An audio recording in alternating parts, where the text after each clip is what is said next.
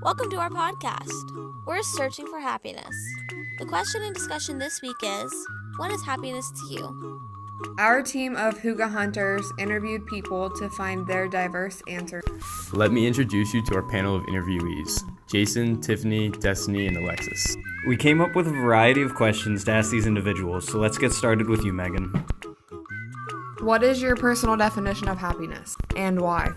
Everything in my life just running smoothly, my work-life balance, I'm able to go to work, come home, I like my job, that counts for a lot, that makes me happy. I'm able to come home and spend time with my friends and family.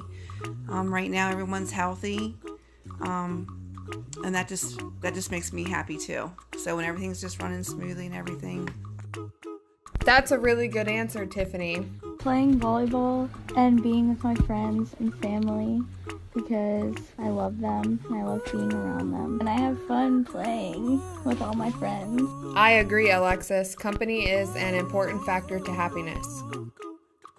Jason?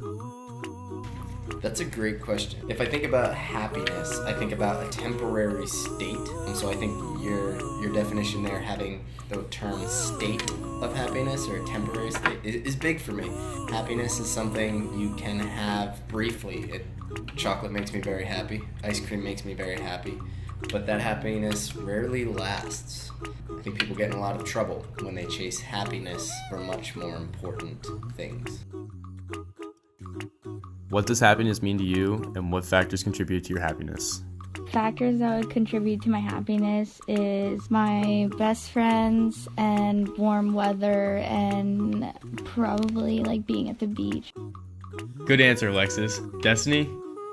I guess that would be like self-love, knowing that no matter what you do, how you handle things, or how you feel about yourself, you're always going to have yourself. So that self-love is going to bring you happiness, and if you're comfortable with yourself, it's going to be a lot easier to just accept yourself. Very insightful, Destiny. How about you, Jason? My family, it brings me happiness. My hobbies, I have a lot of varying hobbies, from video editing to skateboarding. They bring me happiness. But at the same time, things that aren't healthy for me also bring me happiness. I like sugar a whole lot, and it makes me happy very quickly. But like I said with the first question, those things are fleeting. And the first time I try a new dessert, like Guinness chocolate cake, my current favorite dessert, it's like through the roof levels of happiness. And the next time I have it, it's not as much. And then the next time I have it, it's not as much. That cake sounds great, Jason. How about you, Tiffany? Due to my happiness, or again, my work-life balance, I'm able to go to work and I enjoy it. It gives me time. I'm still able to spend time with my friends and family and still go out and have a social life with them and everything. You know, that's another factor. Everyone being healthy and with my friends and family. So, and again, my social life, being with friends, that just helps me to, if ever I'm going through a hard time or whatever, just getting out and socializing with my friends and family, that helps me to get to a better place. I agree. Balance is always a good thing to practice. In our English class, we read a book, Hector and the Search for Happiness. In the book, a guy named Hector traveled in search of what made people happy. Throughout the book, he wrote down lessons. One lesson we connected with was, happiness is being with people you love. What do you think of this? I guess when I think about that, I think about my family and just like being around them, cracking jokes, and just like being there with each other, like brings a smile to my face, and you know they're always going to be there for you. Great answer, Destiny. Jason, what are your thoughts? Yeah, familiar with the work. And happiness absolutely is being with the people you love. So, being with the people I love makes it far more easy for me to experience happiness. One of my great pastimes is watching movies. If I watch it with someone I care about, happiness is easier. But I've been very upset at times with people I love, but it makes it easier for sure. I agree with that. I think happiness is being with the people you love.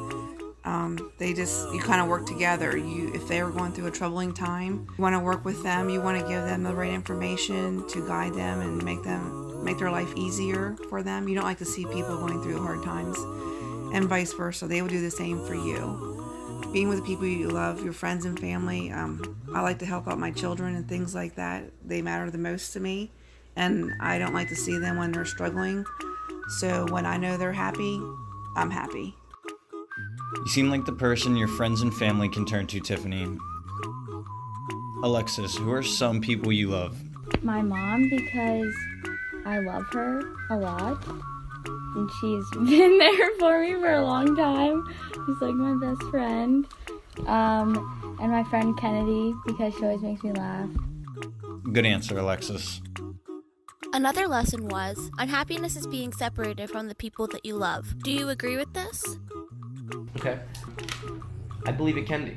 My wife Jamie and I, we spend a great deal of time together, but we also spend a great deal of time apart. I think it's important for people to realize there is no one human being on this planet that can complete us. Move away, it's hard, but you're still able to talk to them. But when someone's actually gone through death, I've been fortunate. I haven't had to experience that except for my grandfather years ago. But I've had friends who have dealt with parents or even children, and I know it's very hard for them to deal with it. And just being friends and working through it together, your social life together with them, helping them come out, because you don't want them to go into a depression or anything like that. So just being there by their side, helping them work through it. Both of those answers are great. Death is very hard. Alexis, can you give an example on how this has been true for you? When I went on vacation this summer for like 2 weeks, I didn't see any of my friends. Like, I saw pictures of them hanging out without me, and it made me sad. And lastly, Destiny, what are your thoughts?